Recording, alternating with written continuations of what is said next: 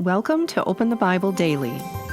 Today's devotional is You Can Find Hope in Jesus for Past Sins. 1 Corinthians chapter 15, verses 9 through 10 reads, I am the least of the apostles, unworthy to be called an apostle, because I persecuted the church of God. But by the grace of God I am what I am, and His grace toward me was not in vain. On the contrary, I worked harder than any of them, though it was not I, but the grace of God that is with me. The word grace is used 3 times in these verses.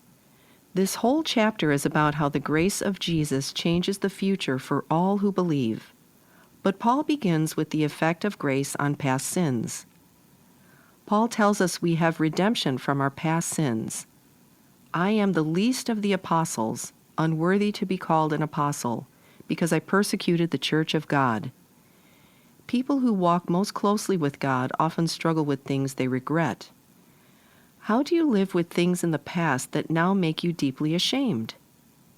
The voice of conscience reminds you of things you wish you had never said or things you wish you had never viewed.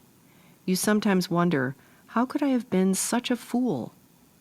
Paul knew what this was like. He remembered that he had a foul mouth and a raging temper. He had committed violence against the people he now loved. I persecuted the church of God. That was the reality Paul lived with. He never forgot it. How could he? Or perhaps your regret is not over what you did, but what you failed to do. Paul tells us that the risen Christ appeared to him last of all. You may think, if only I had come to faith in Christ sooner. If only I had exercised more faith. If only I had walked more closely with God.